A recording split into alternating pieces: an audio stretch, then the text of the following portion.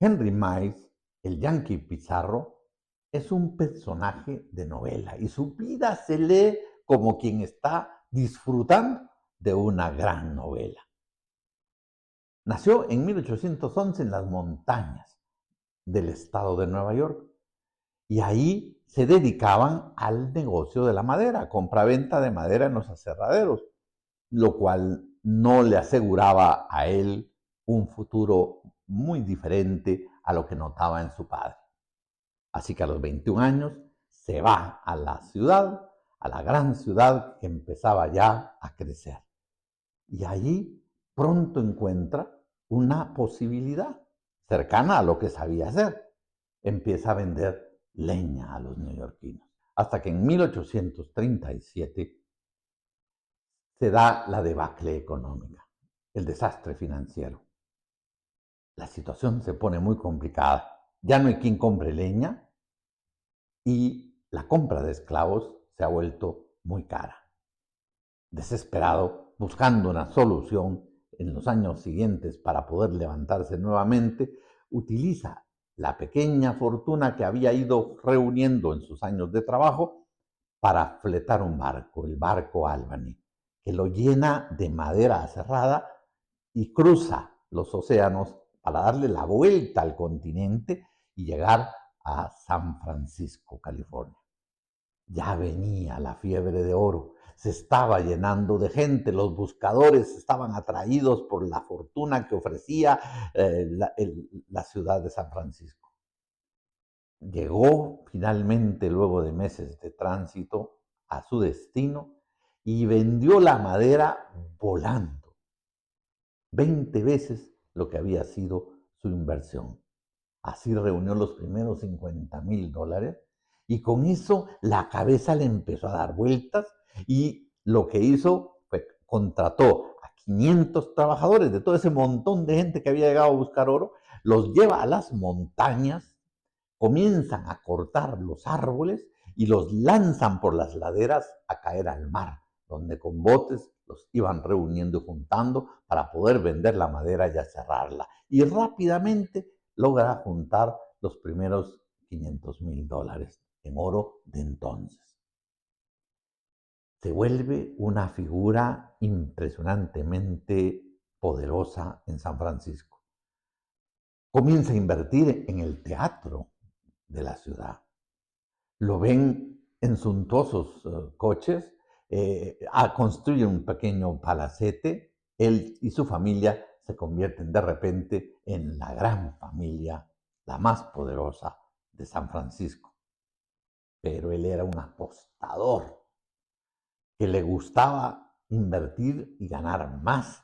Y aquello que ya tenía, que era una gran fortuna, la invierte en compra de tierra para el gran negocio que él creía de los bienes raíces y le va mal. Lo pierde todo.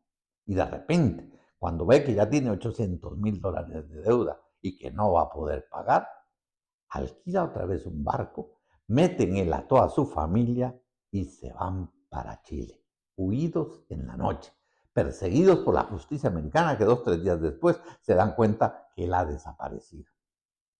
Llega a Chile sin más que lo que había logrado salvar, porque había hecho de todo tipo de locuras, había falsificado documentos y había guardado alguna fortuna que llevaba con él. En Chile encuentra trabajo ordenando la construcción de un puente para el ferrocarril, que no habían logrado los chilenos hacer porque la gente no obedecía, no entendía. Y él demostró que tenía el carácter, como lo había hecho en San Francisco, para mover a grandes números de trabajadores, cientos de ellos, para que hicieran y cumplieran tareas específicas. En poco tiempo logra el milagro de construir el puente y lanza la primera vía férrea que luego se extenderá hasta Valparaíso. Se vuelve la gran figura de Chile. Don Enrique Miles, le decía. Llegó a tener un palacete, que era la Quinta Miles, y en Chile se convirtió otra vez en una autoridad, aunque la memoria decía que allá en San Francisco tenía un problema fuerte.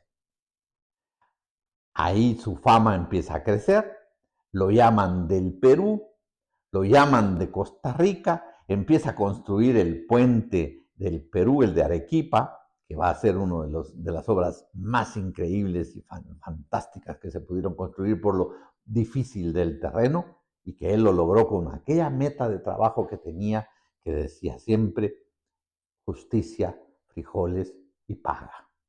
La gente lo obedecía, cumplía, siempre ponía en sus contratos una fecha de entrega, con el dato adicional de que tenían que pagarle tanto más si terminaba una semana o un mes antes. Y de esa manera duplicaba sus ganancias. Cuando está en el Perú construyendo ese famoso puente, ese famoso ferrocarril, y al mismo tiempo iniciando los trabajos en Costa Rica del ferrocarril que uniría los océanos, le viene la muerte. En 1877 fallece en Perú, cuando aún no le habían pagado la fortuna que había acumulado y que no va a recibir su familia nunca, porque por un proceso político que se sucede, ya no pagan nada. Él muere como una leyenda. Murió antes de enterarse de que lo había perdido todo. El Yanqui Pizarro.